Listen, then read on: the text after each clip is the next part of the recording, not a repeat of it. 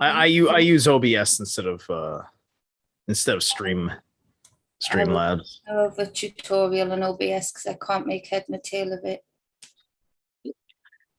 Okay, yeah, I just saw the notification on Wow. my phone. There we go. Got it. Yeah. All right. Oh, yeah, it looks like we're live. Hey, hey. So, hey to everybody The that's notification. going to come in.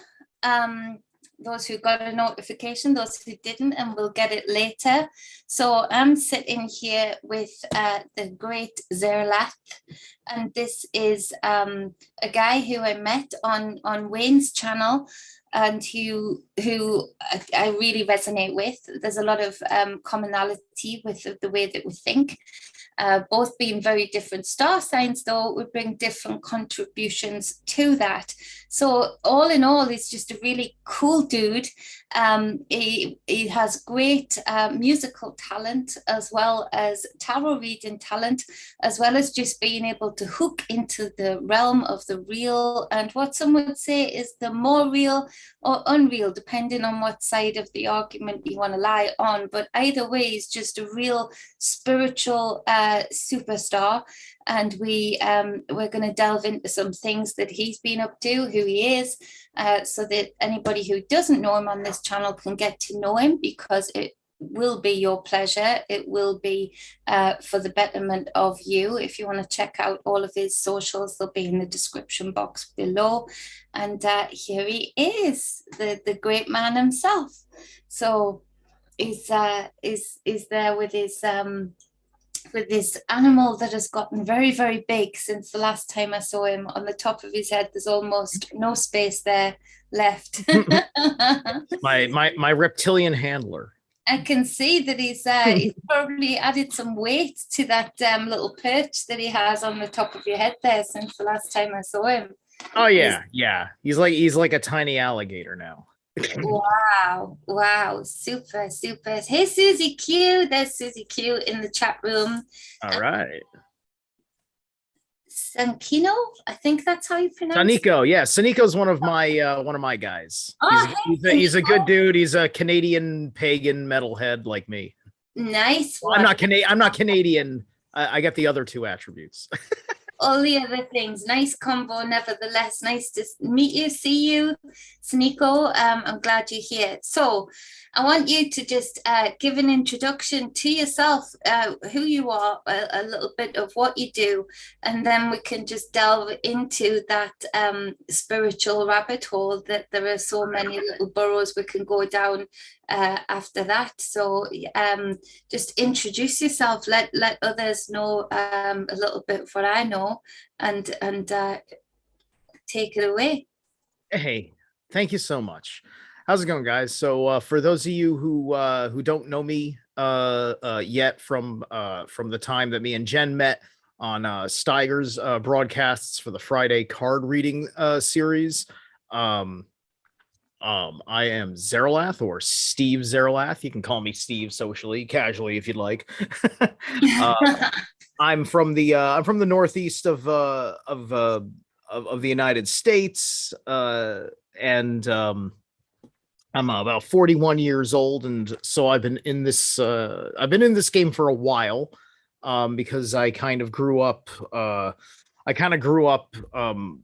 with a weird way that I had my attitudes about the world that I lived in and life, and so I was kind of primed for this kind of world that I'm living in, now, because in the 90s, as a teenager and stuff, I was really hooked on he's getting struggly. I was really hooked on things like ufology and cryptids and whatnot, the kind of paranormal research stuff, while also being conflicted about Christianity, being raised Catholic, with one member of the family being Protestant, and then I went away from Catholicism to being evangelical Christian, of all things, but didn't settle on that, and I eventually walked away from that as something that really wasn't serving what my soul was looking for. Went through a personal journey of discovery where I definitely wasn't atheist, but definitely wasn't holding down spirituality to any particular discipline, or and I still believed in God and things like that, if you will. And then conspiracy analyst research, as I like to call it, because I don't work with theories. I work with figuring out what's going on. So that requires analysis or study. Conspiriology. I coined the term conspiriology. I almost got Roger Stone to adopt the term. Almost. If for people that don't know, I have an interview with Roger Stone that I did when I eventually came to Revolution Radio.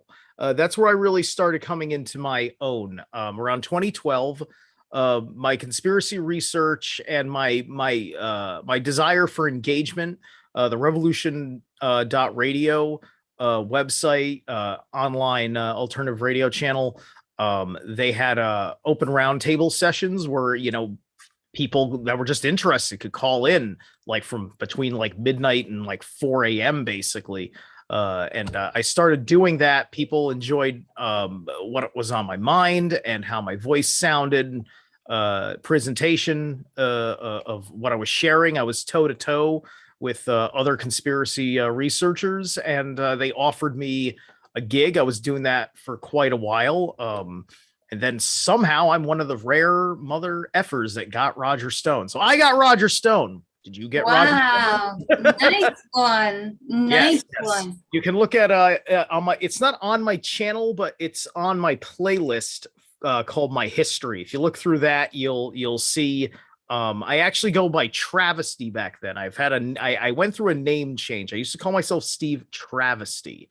And then I was encouraged to change that. And I said to myself, you know what? My frequency is very different. And so I'm going to make this weird choice to change the pseudonym I was going with.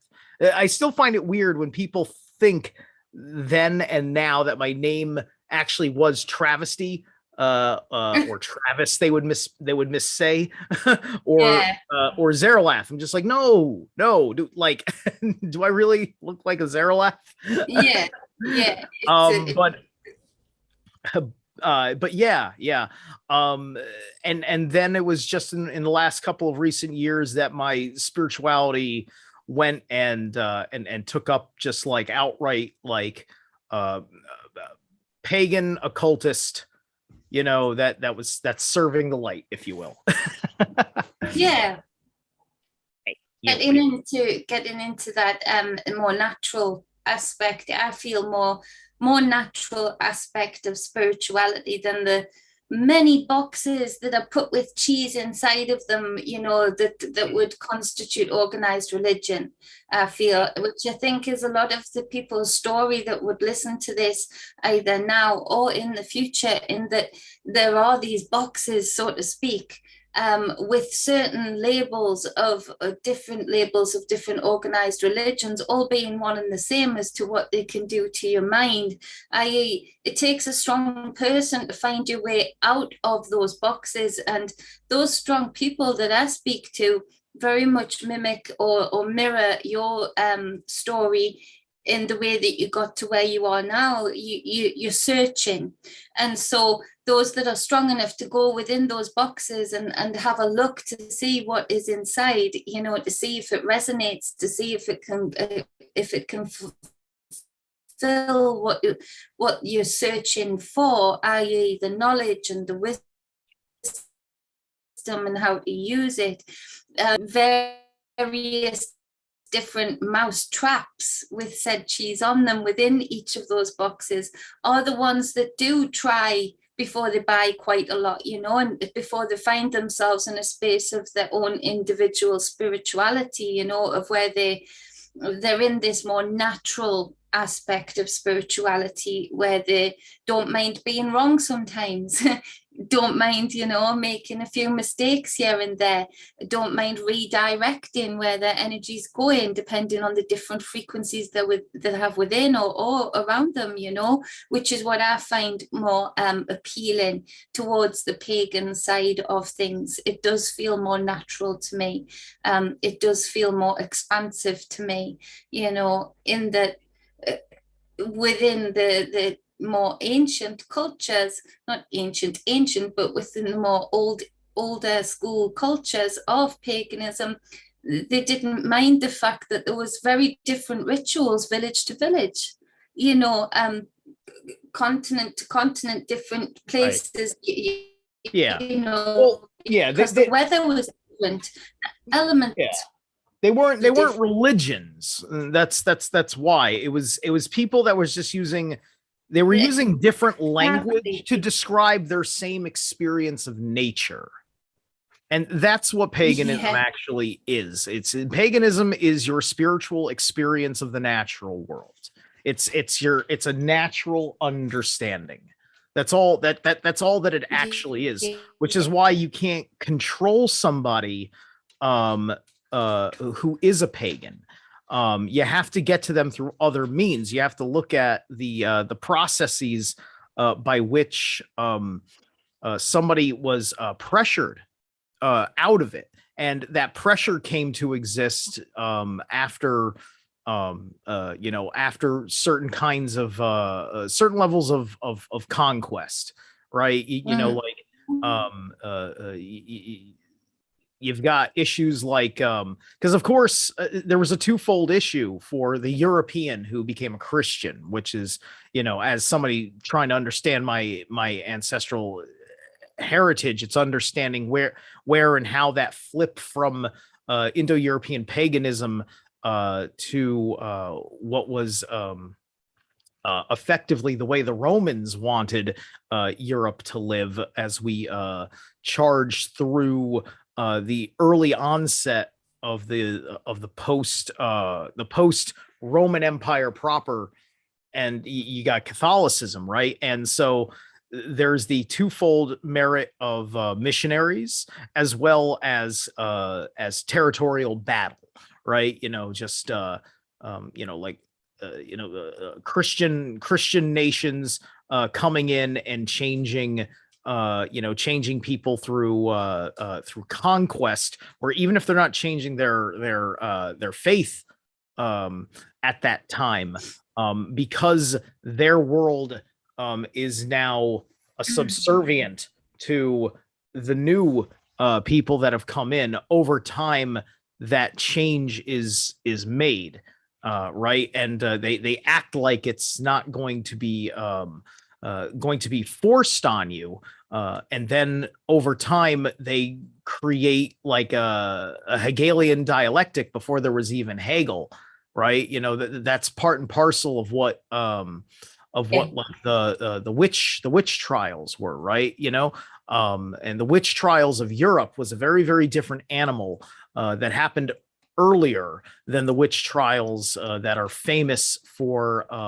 colonial America.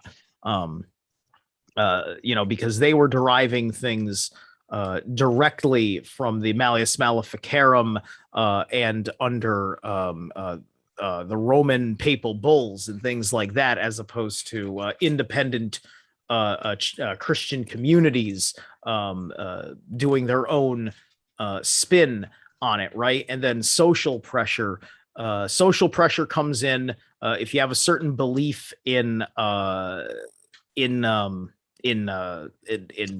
aspects of sin, if you will. Sin would be waged on someone's spirit like debt is today with money, and there are exact parallels to what's going on in society today in converting people into doing things, being a certain kind of person that normally they wouldn't.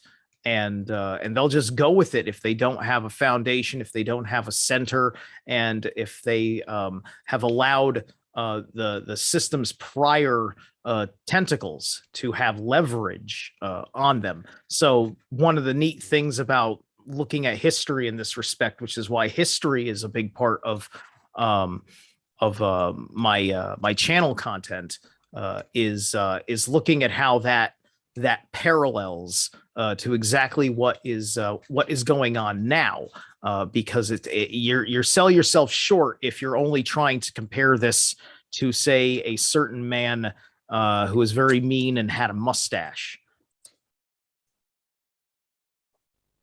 Yeah, yeah, you're right. You're right. It totally dilutes the formula, so to speak, because the grounding just is not there in the, you know, you're distracted by that very at the time stylish mustache, and you're not looking at the teams behind, the cogs and wheels behind that tash, you know. So it very much means that those cogs and wheels continue to exist, and they exist right down the line, right up into today, and they do have the exact same script context and parallels, and they do. But when people are just, you know, very hypnotized by that very small aspect of history, that very small character in history, against the big canvas of history, you know, when they're just distracted by this, they don't see how, they don't have the grounding as to how they got to where they are today, and the things that are being taken from them today, the leverage that people have over them today. You know, they don't have the context to put it in, and so that becomes very difficult. Then it also becomes very easy for those over them, as it was for our ancestors, you know, coming in and being raped, pillaged, threatened, and bribed. You know, there was a lot of bribery as well, you know, in the things that could be brought over. You know, then they very easily get taken over. Is what I absolutely agree with what you're saying there. There's a lot of political, actually. Yeah, a lot of political power gaining was going on, right? A lot of pagan kings became very, very pro-interested because they weren't, you know, just like the human condition. You know, you're not like a good person because you're a pagan. That has no bearing on whether you're good or evil, or whatever your necessary intentions are, right? So, you know, like a lot of these kings, like they would convert because they would see a demonstration of the power of that particular god, and they would go and they would adopt that god because they want the power. And I'm talking about power, whether it's the influence of the people, because one of the funny things is that, like, whether you're a king, a dictator, somebody who is democratically elected or selected or whatever, at the end of the day, you still need the consent on various different levels. Otherwise, your system and your society doesn't work. So, you know, even under a fascist dictatorship, but whether it's by fear or not is yet still on the deep down most natural level about your free will, human choice, that can't really be taken away from you if you want your society to actually be functional, right? So you need the consent of the governed, right? You know, a king can be deposed, and it happened often enough, whether there was a divine right involved with it or not. So, you know, a king would convert for all sorts of various reasons that weren't based on necessarily coercion or invasion.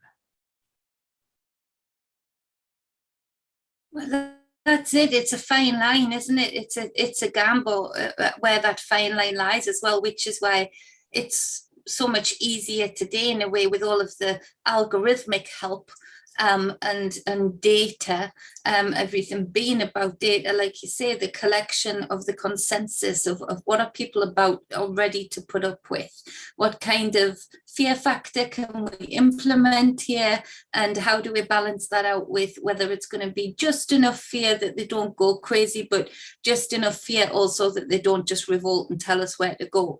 There's an ingredient level of this, isn't there? And otherwise they end up, like the Bolshevik type, where it's like, oh no, too much, you've done too much, and that's it, we're done. But then I think there's an aspect of it also where there's also the correlation of the children, in that I know in America there was a lot of Christianity was absolutely sort of told where to go at some point in your history, wasn't it? In that, but they got in through the children, through the Sunday schools in a lot of areas in the different states of America. There was bribery with sweets and things like that, and the children take these messages back, and that was I've noticed that today with things going on in my country, of like, wow, that parallel really comes into play here of this being another repeat, so there is that level, and there is three. Yeah, it takes three generations to completely change a culture to the whims of the agenda set forth on that first of the three generations, right? You can see that play out with all manner of things, right?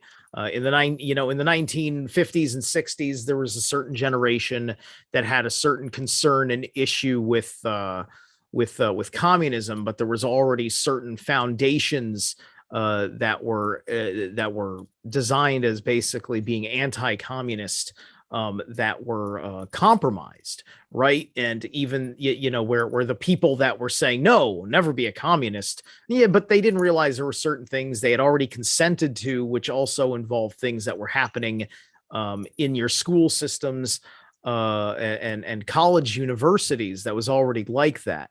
And then the next generation takes that argument to another rational stepping stone, and then that gives you this other certain 20-year arc of institutional changes, and then by that third generation, the attitudes are completely different and completely spun around, right? And we saw that we may have become outright like communist now in this country. It's kind of unclear, but certainly it could have been very, very clear if other things had happened. And it's all a matter of did we learn enough of a lesson to say, do we completely let go of that world altogether, right? Because beforehand there was a presumption of playing on that game board, right?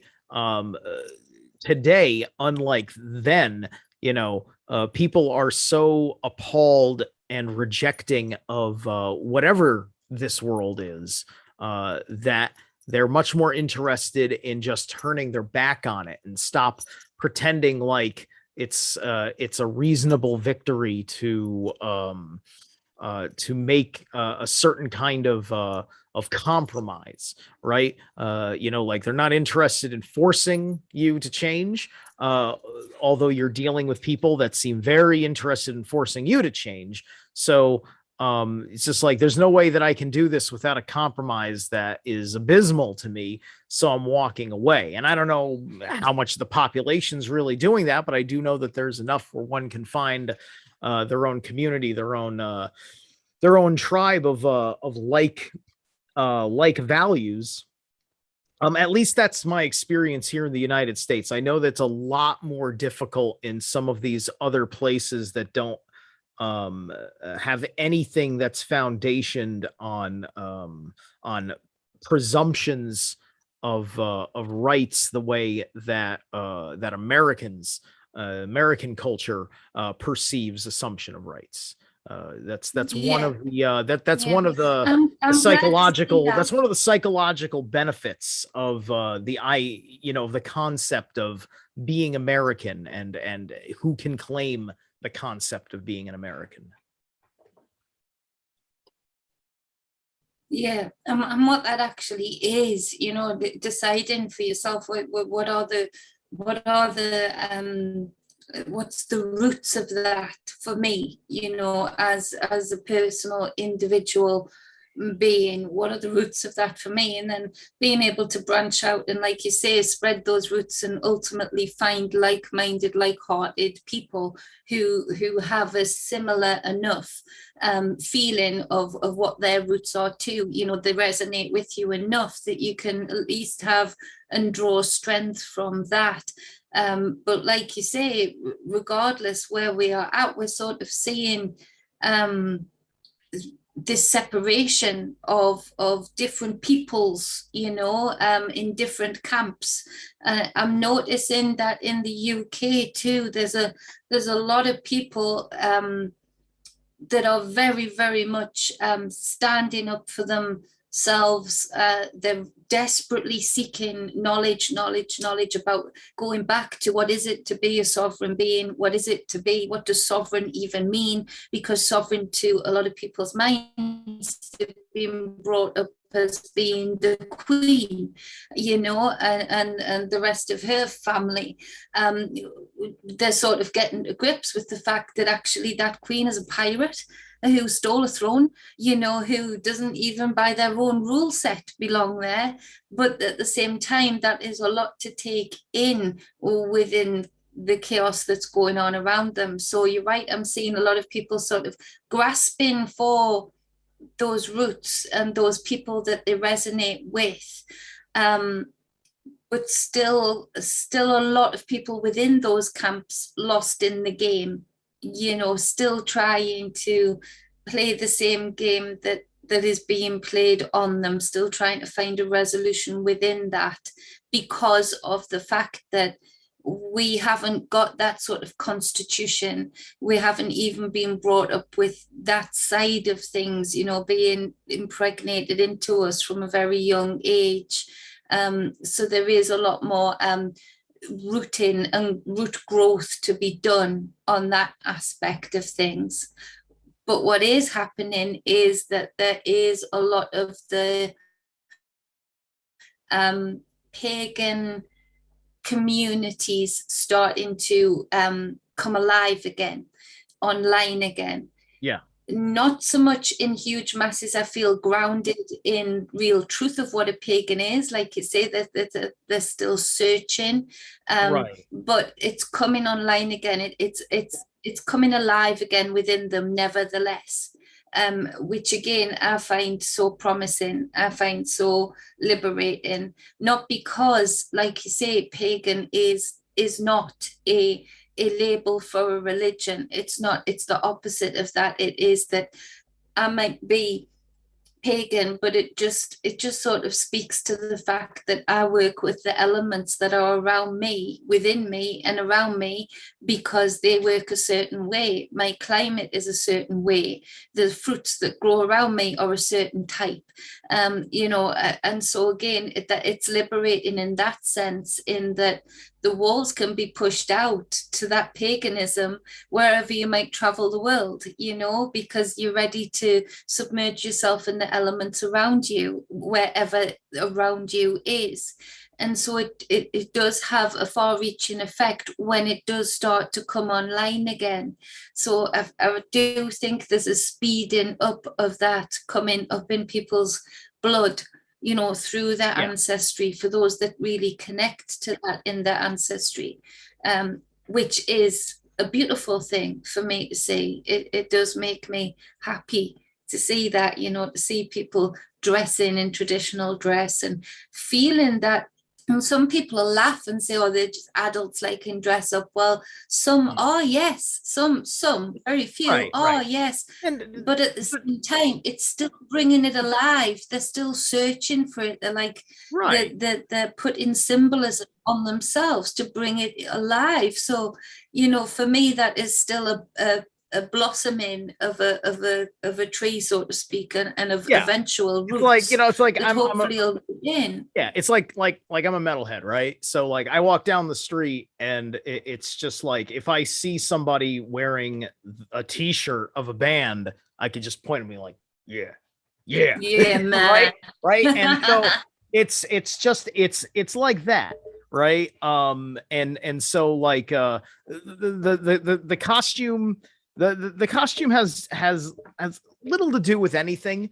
But the accessories I think matter, a whole lot, Yeah. right? Like I'll tell everybody right now, if your environment, if you can't figure out a way to be in your professional environment and not get out of that necktie, get out of any necktie.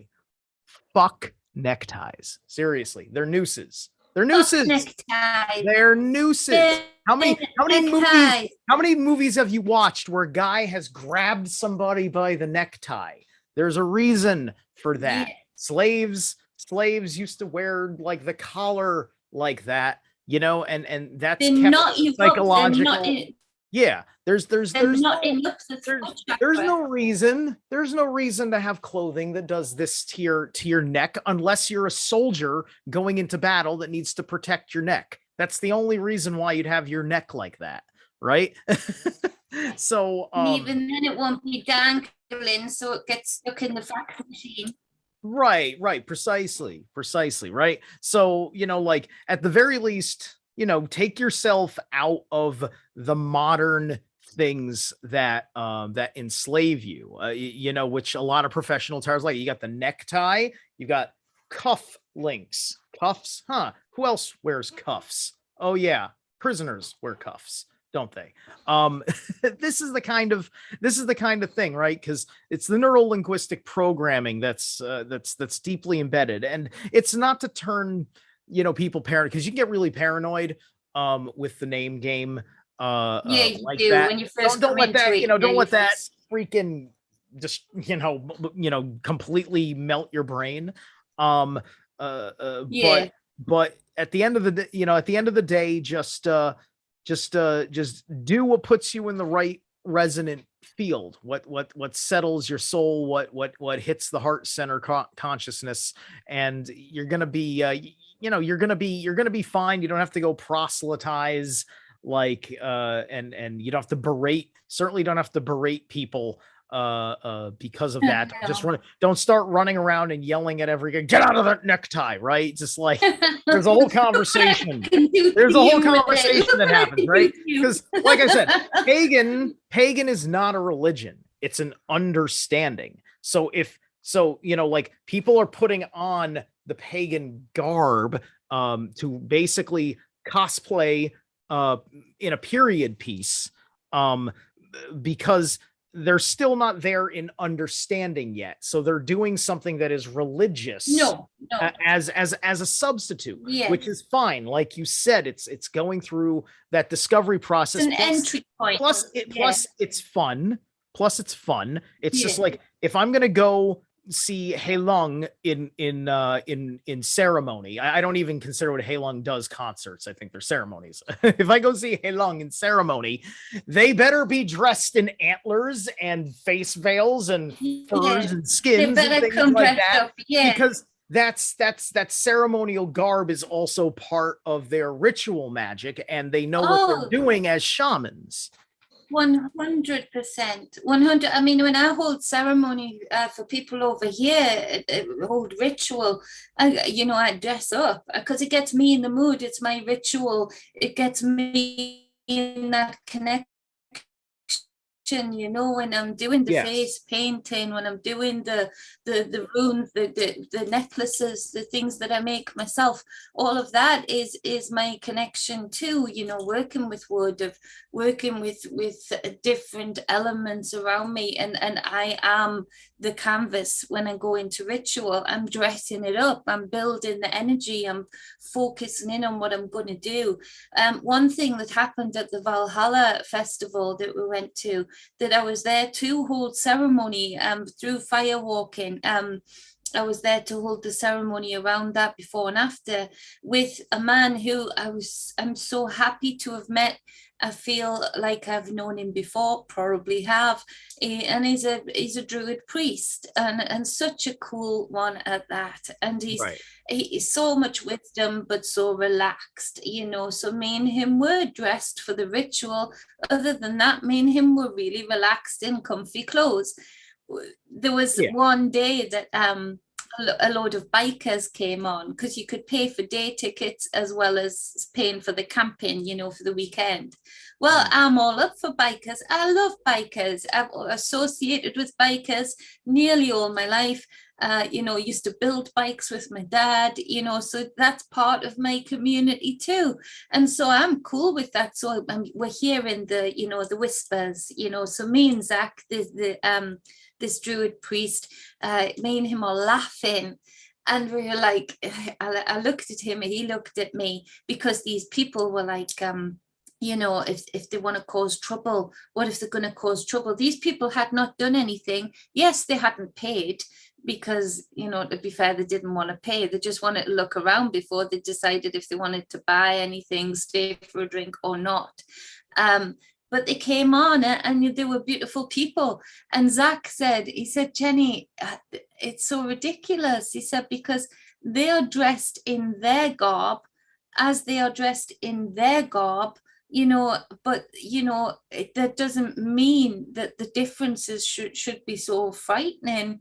And these bikers just came, had chats with people, you know, shook some hands, took numbers of some people that they got along with, and left.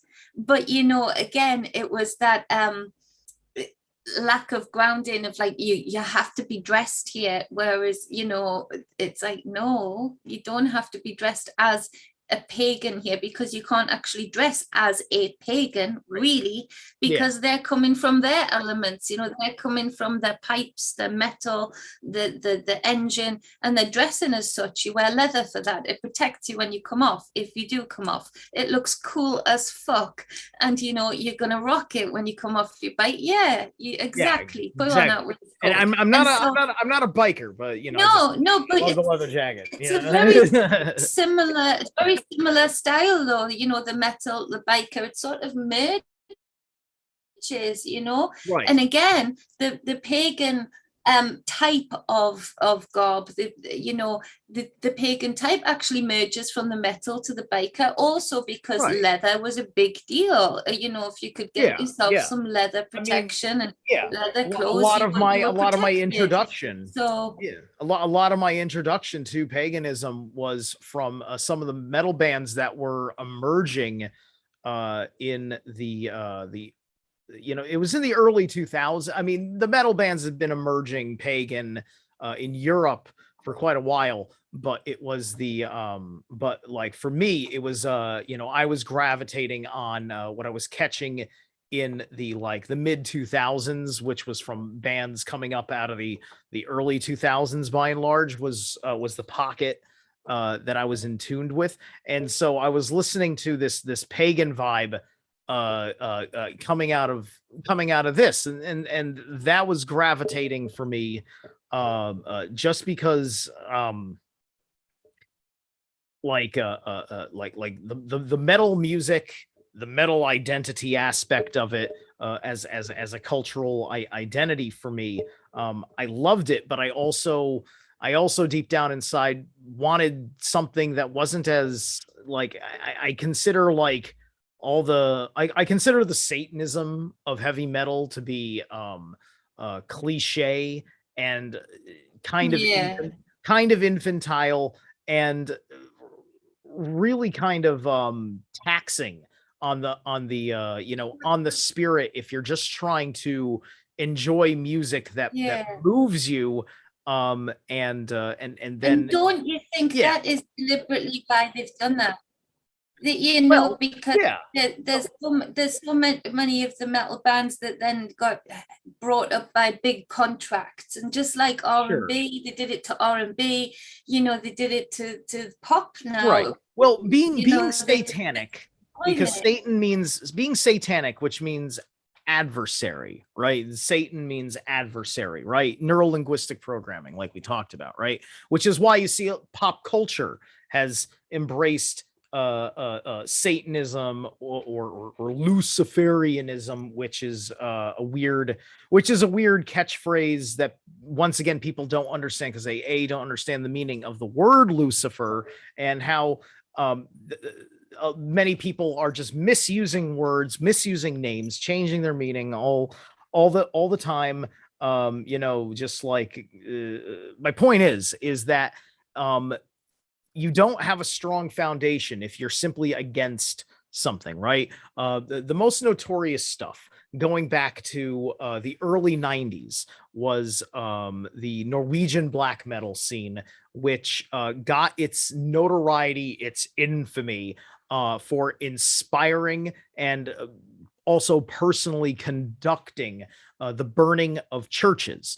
And these burnings of churches, the early onset of that was a very punk rock rebellious thing, where they would burn them in the middle of the night when nobody was at the church. They just wanted to destroy the building with that dark pit black hatred. A little bit like Canada now, right. And they were picking churches because in their occultism, they were being Satanists, but they were pretending that they were connecting with paganism, because they picked churches that were built on original pagan sites that the churches were built on. Right. So they had declared those as a desecration of their ancestral things like that. And part of me said to myself, you know what, I don't quite have a problem with that. And I'm glad that often nobody got hurt, because it was just arson of a building that represents a religion that I'm growing in contempt for the more I learn. Not the people. You could say they were bringing the light to the dark. Right, exactly. Because the light to the very dark. Look, like it's not like we didn't have a lot of pagans back then. There wasn't enough knowledge of it, and most people, their introduction to paganism was through the It's Evil guys, and then to people that were appealed by evil things that were antichrist, that's what they went for, right? I had no interest in being antichrist pagan, right? So that didn't resonate with me so much. I've talked a bazillion times about where Christ is, the Iesous character is fine with me. It's fine. But what's not fine is all the religion, the monotheism, the connection to the Abraham, and all these different things. I'm practically a Muslim, and I'm practically a Muslim in the sense of saying that, Iesous was more of a prophet. And even then, he's kind of a weird prophet that doesn't fit into the Old Testament function. Well, he doesn't, and there's a lot of correlation to him being Lucifer, him being the light bringer, right. There's a lot of distortion that way. So that's exactly neurolinguistic programming. Lucifer simply means morning star. It's cognate to phosphorus. Phosphorus was also another name for Prometheus, who was a Greek Titan who stole the eternal flame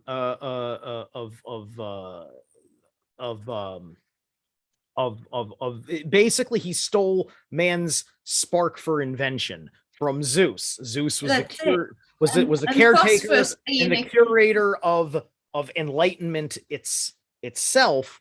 And you know, and if you look at the Prometheus story, it's nothing like the Lucifer. So I don't even like using the word Lucifer, and you know, like, but like, just like people have assumed that anywhere in any kind of occult and esoteric context that you see the term morning star, that it's about Lucifer, and then people compound that with all manner of things. Well, that's it. You could look at the Lucifer race that is happening today, you know, in a certain thing. Yeah, and you know, it's a funny little it's about ingredient. the intent. It's an ingredient. Yeah, this little ingredient that's Right. around there, you know, and it lights things up, you know, in a purple, the color of illusion, you know, and that purple rain, the Saturn rain that they would have had when Saturn was a sun, all of those things that they're sort of just dropping in there, you know. And purple's also the third eye chakra. And the third eye, yeah, where you go into the realm of the real, I would say. But I just want to bring to your attention here, Angelo in the chat room there says, I was punk rock drummer in the early 80s, opened for Black Flag, Danzig, Circle Jerks, etc. So I thought you might know what they are. So Angelo, if you haven't already followed Steve here, Zerilath, then I'll be having the description box full of his different ways of getting in touch with him and following him, because I've got a feeling you'll get along real good. But I just want to bring attention. I know people need to go to Wayne's channel, where a lot of the people here. I just want to bring to attention. I'm going to find it 1 second. I did save it 1 second. Sorry guys, I should have had this on the page already, but you know me. Good job you do. And it's a good job you put up with it. So I'm just going to find the thumbnail, because Steve made a sigil that I absolutely love. And brand new. I just want him to be able to explain through it a little bit. So sure. I'll just put this on here and share the screen. Yep. And I made a 5-minute video very recently on my channel, because this sigil is something I just created. Yeah, so people could go there and listen too. So this is just, I put it on a thumbnail, but this is the sigil that Steve made. So I just want you to take it away as regarding what this is and what your intent behind it is. Thank you. So this I created the other night, thinking about the kind of spiritual attacks that were under that I've been feeling from my heart-centered consciousness. You know, I'm an empath, and I wanted to create something that helps magically as an empathic shield. And so I created this sigil, which I call the Ether Soul. It's called the Ether Soul. And that's based on a combination of the words ehwaj, thrissage, and swallow, which are 3 of a couple of runes that I bound together to create this sigil. There's a number of runes in here, and this is designed as a protection and empowerment for for your empathic energies. The center point of the sigil is that looks like a letter M within it, as you can see. That's the Ehwaj rune, which is in the Elder Futhark. That's the letter E, and it's associated with interpersonal connections on an emotional level, especially with horses. The word equus, where you get equestrian for horses, is that it's meant to look like a horse from the side without the head, you know. So then everything is designed around that to be the protective, with the line going through that letter M. The way it merges in a certain sense, it creates the Algi's rune, which is where you get the three points that are going up, radiating upward like that, and then coming down like a stem at the bottom. And the Algi's rune is for shamanic power, psychic protection. The little hook at the end of it also makes that aspect of it an upside down Laguj rune. Laguj is the letter L. Algi's is D, by the way. Laguj is the letter L. It means lake, and it represents the deep emotional unconscious. It's directly connected to our emotional unconscious, the deep lake kind of energies. The squiggle at the very top, that's the swilo, the letter S. That's hooked into it right there, which also with that top point, how it makes a little flag, that's the Wunjo Rune, which means joy. So that's kind of secondary, right? That's kind of like a happy extra that comes from how the bind changes things. And because I had no intentions of putting Wunjo into the sigil, but as I was working with it, the best place for it turned it into that. That's Wunjo, which is the W, the letter W. The two thorns on the side, that's the Risaj. So the sides of the Awaj are also the Thorisaj rune, which is the TH sound. And those are for physical protection. That's boundaries. That's boundaries and protection. And then lastly, the left side hanging off the bottom, that's Degaj, which is the sun. It is the day. And on the right side is Manaj. Manaj, which is the letter M, and it's the mind, and it's the moon. And so these energies all put together, this sigil that I call the Etherso, and that's for everybody to use at their discretion to protect themselves. I love this. I love this, Steve, and I love how you've done this. I think it's so clever. I work with runes myself, as you know, and this is so beautifully done. And the way that you've brought it together, even the boundaries being on the outside here at the sides, you know, where you create those boundaries of safety, those shield walls, so to speak, you know, to be able to protect this center in order to allow this center to explore what it needs to explore.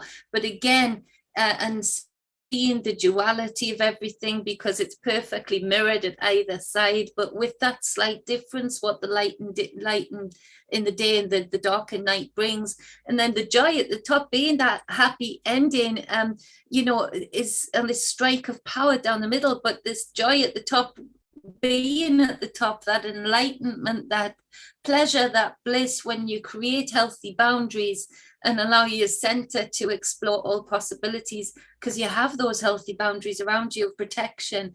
That's what I got from it last night when I was looking at it, and I love it. I really do. And I draw, people who know me well, I'll turn up with sigils drawn down my leg, you know, because I've tattooed a few on me myself, you know, but I'll draw ones that I want to take with me that day. So you giving this out to people is such a beautiful thing.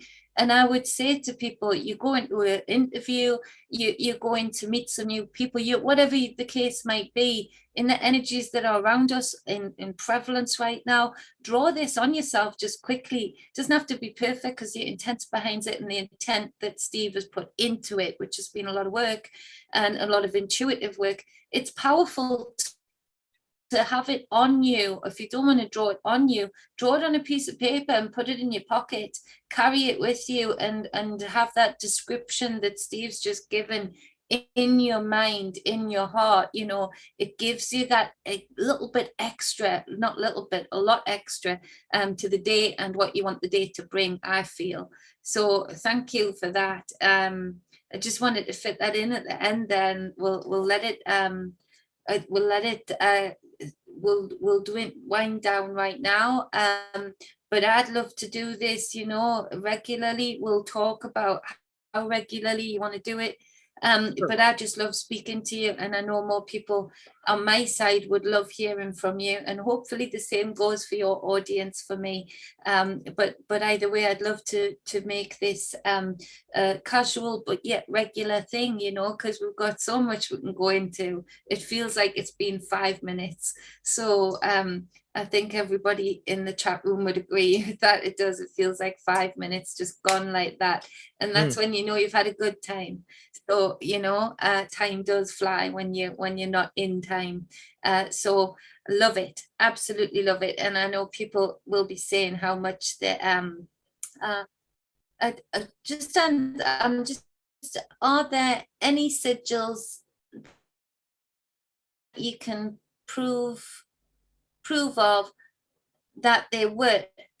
Well, in my own individual life, for sure, because I'm putting frequency and intent behind some very ancient symbolism. And if you want to look if on the other side of things, global resistance, thank you for being here. If you want to look on the other side of things, just look at all the buildings that have got all of the power in the world right now.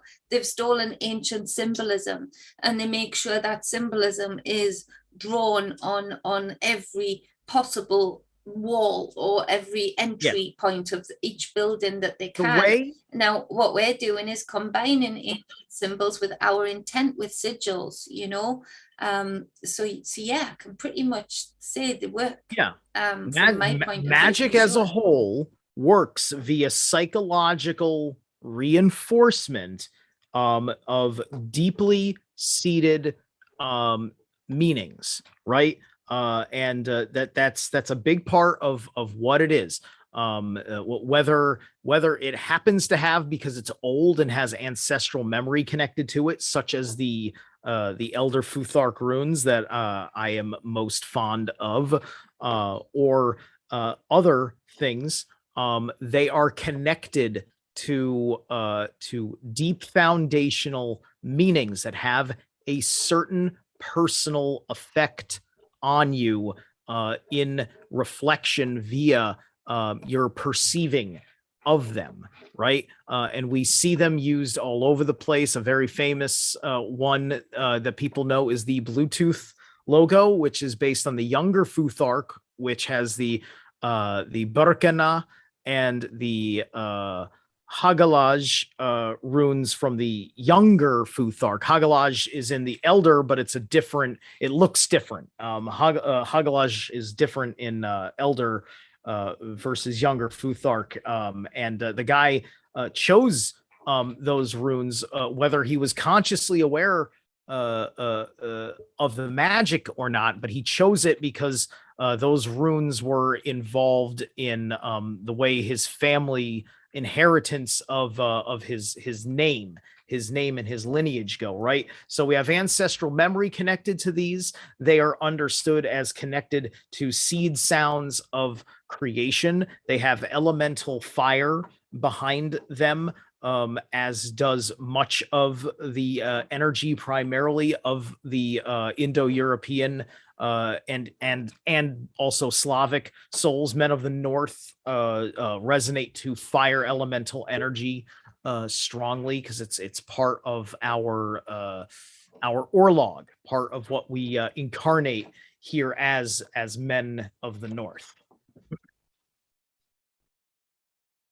Yeah, that's it. And that comes through the ancestry line as well.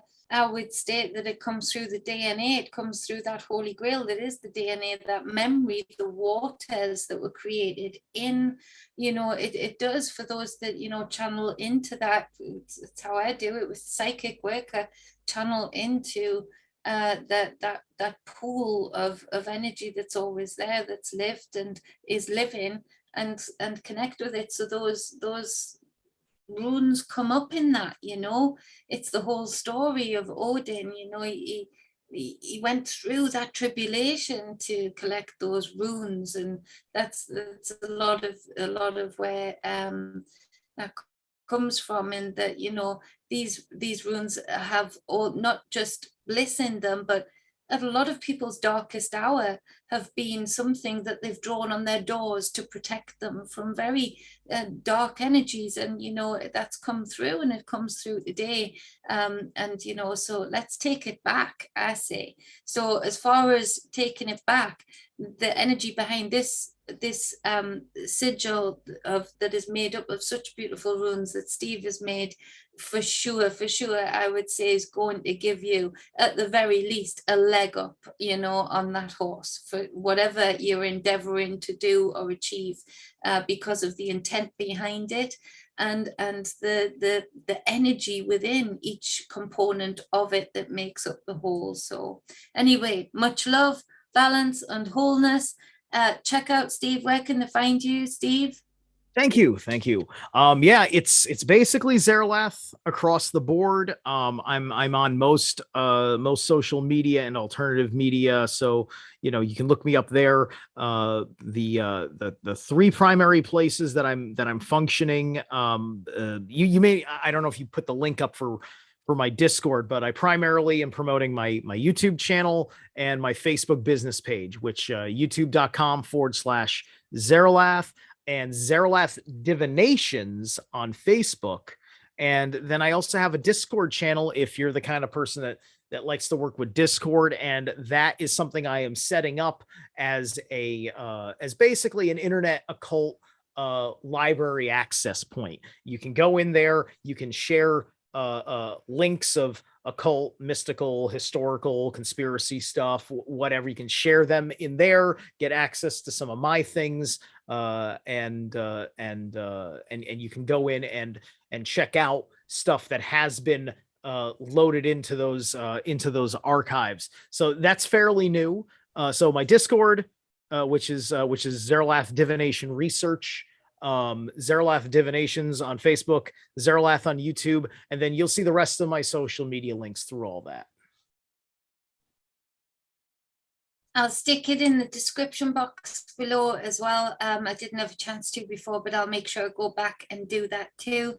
Okay. And thank you so much for doing this. Much love to you. And we're gonna dash off and head over to Wayne's and say hi there. Yes, and let's head over let to him Wayne. know that this is here too. Let others know, and let them know that they can come back and see this. Much love to you and all of you. Mwah.